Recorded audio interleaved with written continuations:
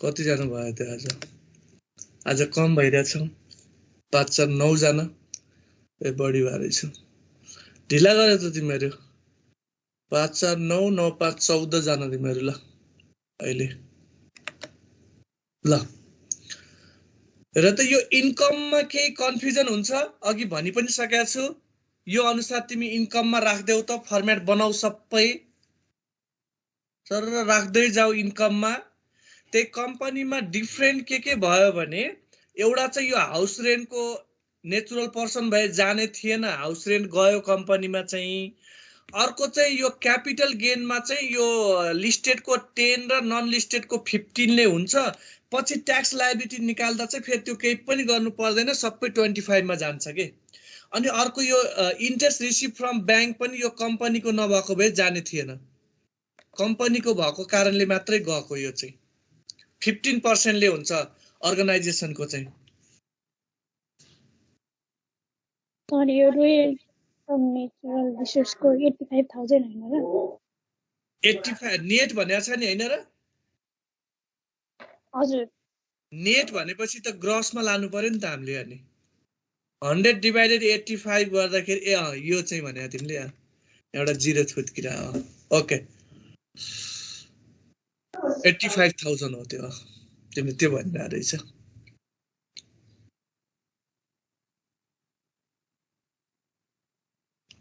85,000 into 100 divided 85 यसको नि यो चाहिँ natural royalty from natural resource को चाहिँ नेचुरल पर्सन भएको भए नि त्यही नै गर्ने हो कम्पनीको पनि त्यही नै हुन्छ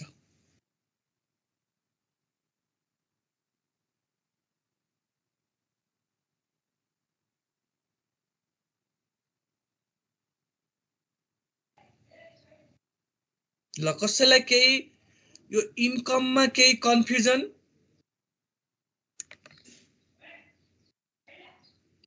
छैन है त अब त्यही अब अरु त उही हो एक्सपेन्सेस घटाउ अनि अब के थियो त भन्दा अलाउएबल डिडक्सनमा allowable depreciation of house let out जान्छ भने त्यही दिएकै छ legal expenses incurred to the preparing natural contract जान्छ rent paid to house sublet out जान्छ भने त्यो रोयल्टी कलेक्सन चार्ज जान्छ यति एक्सपेन्सेस घटाइदेऊ 53,500 घटाउँदाखेरि चाहिँ यसलाई पनि ब्र्याकेटमा राख्दियौ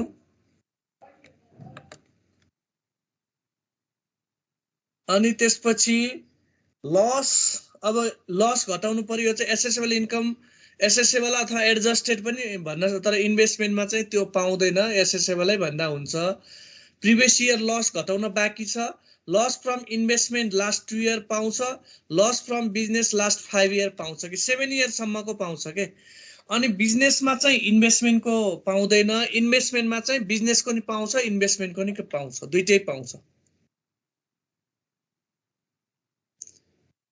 अनि त्यसपछि चाहिँ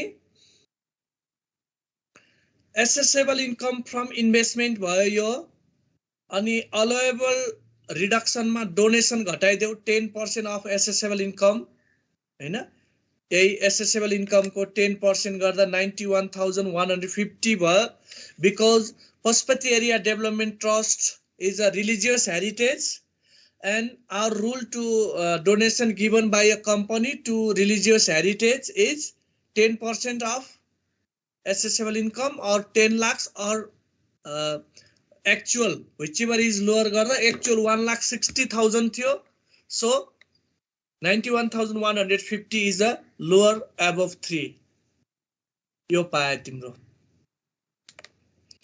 अनि त्यसपछि ट्याक्स लायबिलिटी निकाल्ने यो ट्याक्सेबल इन्कम आएपछि कम्पनीको चाहिँ 8,20,350 कै 25% नै हुन्छ क्यापिटल गेन जे भए पनि हैन अनि यो आयो टोटल ट्याक्स लायबिलिटी यो आयो अनि लेस यो ट्याक्स क्रेडिट चाहिँ घटाउनु पर्छ के त भन्दा ट्याक्स क्रेडिटमा के थियो त रेन्ट फ्रम कम्प्युटरमा टीडीएस थियो TDS on rent computer house रेन्टमा थियो रोयल्टी फ्रम नेचुरलमा थियो gain on sale of share listed कम्पनीमा थियो gain on sale of share non listed कम्पनीमा पनि थियो इन्ट्रेस्ट फ्रम बैंकमा पनि थियो सबै टीडीएस घटाएर अनि यो आयो 10 लाख 2585.5 यो चाहिँ ट्याक्स पेबल टु गभर्नमेन्ट यसरी निकाल्नु पर्छ यसको ल भन यसमा के छ कन्फ्युजन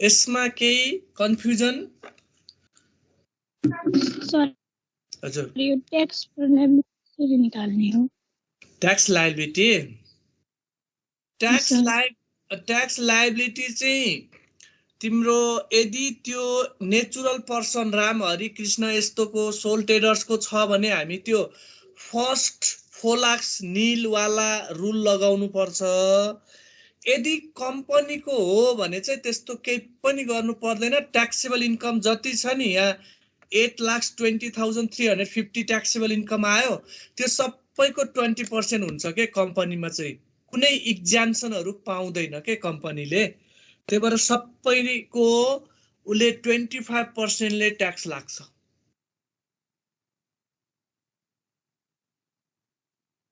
कम्पनीमा चाहिँ है सर कम्पनीमा चाहिँ नेचुरल रिसोर्स नेचुरल पर्सनहरु आयो राम हरि कृष्ण यस्तो अनि फेरि सोल ट्रेडर्स आयो भने पनि हामी चाहिँ त्यो फर्स्ट 4 लाख वाला नील हो त्यो वाला रुल एप्लाई गर्नुपर्छ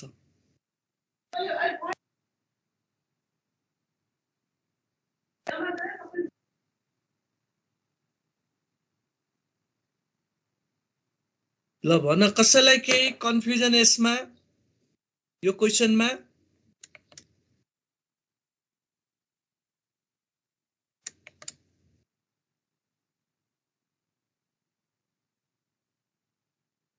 कसैलाई केही कन्फ्युजन छ भने भन त नभए अब ट्यू को क्वेशन यसो हेरेर कन्फिडेन्स बिल्ड अप गर्ने हो कि ट्यू क्वेशन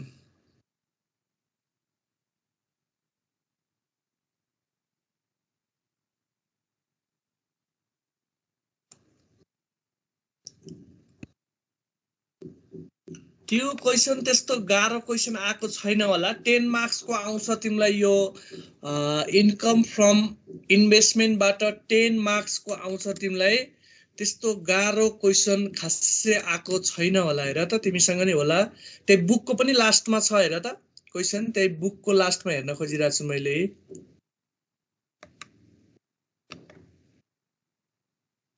यसमै हेरे पनि भयो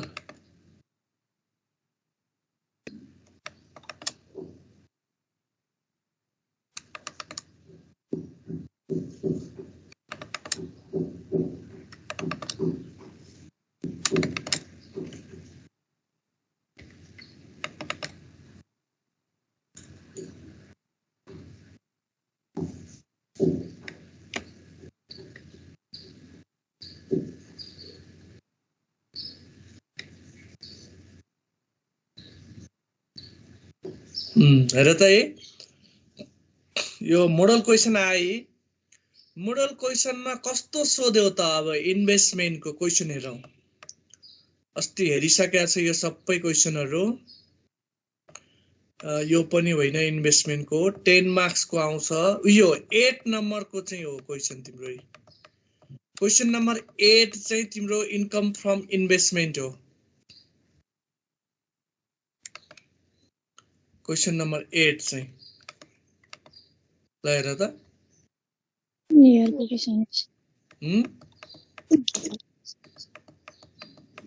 सजिलै होला सकिन्छ होला हेर त Mr. Amar Raj furnished the following information regarding his income from the relevant income year. यो छ तिम्रो received as royalty रिसिभ गरेछ हैन अब यसलाई चाहिँ 15% ले गर्छौं यहाँ 10% जस्तो देखिन्छ तर हामी 15 ले गर्नु पर्यो यसलाई पोइन्टमा आए पनि royalty income from natural resource यही राख्देऊ एग्रीकल्चर इन्कम जाँदैन interest receive from private party जान्छ 15% ले गर्देऊ हैन अनि त्यसपछि पेन्सन इम्प्लोइमेन्टमा जान्छ, पेन्सन चाहिँ फेरि यो पेन्सन इम्प्लोइमेन्टको मिक्स गरिदेऊ यसमा। Gift received in respect of इन्भेस्टमेन्टमै जान्छ, वाइन्डफल गेन जाँदैन, rent receive by letting assets जान्छ। आफ्टर टिडिएस भनेपछि 10% गर्ने यसको। अनि dividend from non resident company gross 1 lakh he claim the following, यो पनि जान्छ, नन रेसिडेन्ट कम्पनीको जाने भयो। अनि डिभिडेन्ड कलेक्सन चार्ज जान्छ, tax paid to foreign income भनेको फरेन ट्याक्स क्रेडिटमा निकाल्ने यसलाई। पर्चेज अफ युरिया जाँदैन एग्रिकल्चरको नगएपछि। अनि commission to broker in respect of royalty जान्छ, किनकि रोयल्टीको इन्कममा गएको छ हैन। Taxi fare amounting ₹500 total incurred while the going to receive pension and royalty भनेको पेन्सनको चाहिँ जाँदैन, रोयल्टीको चाहिँ जान्छ भनेपछि आधा गरिदिने, 2500 मात्रै गर। डोनेसन टु पब्लिक हस्पिटल भनेको डोनेसनमा घटाउ, यसरी गर्ने। यो चाहिँ यो मोडल क्वेसनको भयो हैन। अब तिमी अर्को सालमा कस्तो आयो त क्वेसनमा चाहिँ? यो त मोडल क्वेसनको भयो, यो कसैले दिएको इक्जाम भएन। अब फर्स्ट नयाँ कोर्सको फर्स्ट तिम्रो कहिले भन्दाखेरि 2073 मा होला। फर्स्ट ब्याचले के दियो त भन्दाखेरि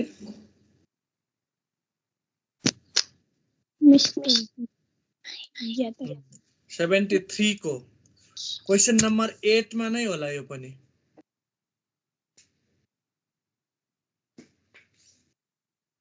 क्वेसन नम्बर 8 मै छ यो पनि।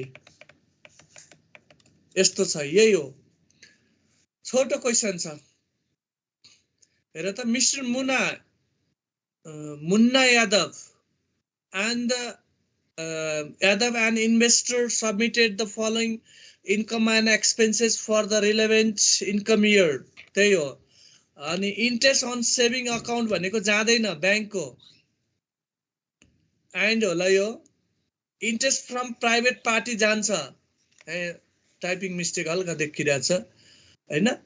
अनि डिभिडेन्ड फ्रम एभरेस्ट ब्याङ्क जाँदैन, नेचुरल रिसोर्स इन्कम जान्छ, टिडिएस भन्छ 15% ले गर। रोयल्टी इन्कम जान्छ, payment receive from the retirement saving जाँदैन, रेन्ट फ्रम हाउस जाँदैन, व्यक्तिको हो नि त यो। अनि रेन्ट फ्रम लेटिङ मेसिनरी जान्छ, सजिलै यति जोड्दो। अनि अब एक्सपेन्सेसमा कुन कुन भन्दा डिभिडेन्ड कलेक्सन चार्ज भनेको यो कहाँको थियो? डिभिडेन्ड इन्कममा गएको थिएन होला, एभरेस्ट ब्याङ्कको भनेको थियो नराख्ने, त्यो नगसी यो नि गएन। एक्सपेन्सेस अफ नेचुरल रिसोर्स जान्छ यो एउटा। डेप्रिसिएसन अफ रेन्टेड हाउस जाँदैन, हाउस रेन्टकै नगएपछि। Life insurance premium of his wife भनेको जाँदैन, आफ्नो भएको भए जान्थ्यो। यति सजिलो 10 मार्क्सको, केही पनि छैन। मेसिनरीको त जान्छ, डेप्रिसिएसन अफ रेन्टेड हाउस मेसिनरीको चाहिँ जान्छ, मेसिनरीको चाहिँ जान्छ, किनकि मेसिनरीको रेन्ट गयो नि त। हाउसको जाँदैन, मेसिनरीको जान्छ।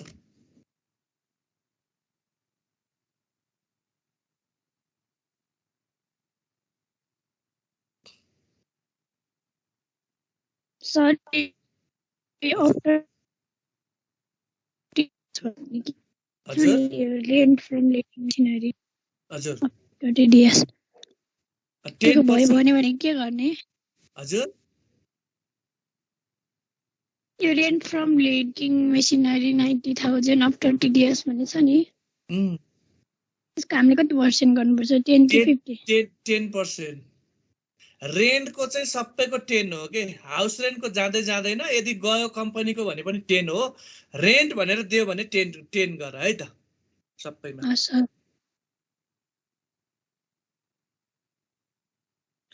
रोयल्टी भनेर दियो भने 15 गर। ल भन, यो पनि सजिलै छ, यो 73 को एकदमै सजिलो। अब एउटा हेरौँ 74 को।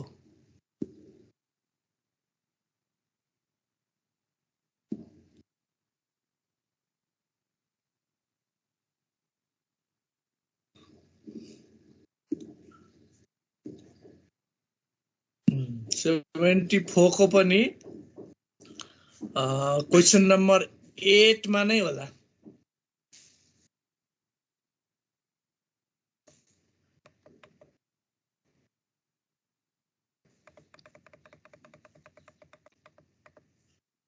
एट को लप यो त 9 को यो त उ भयो नेट स्यालेरी भनेपछि यो त इम्प्लोइमेन्ट को भयो 8 मै होला हेर त 8 मै छ है।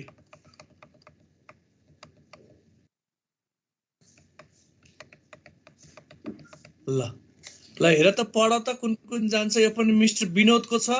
केही कन्फ्युजन आउँछ कि नपढेको केही छ कि एकचोटि सर हेर त तिमी केही छ भने डिस्कसन गर्ने। एकचोटि सबै पढ।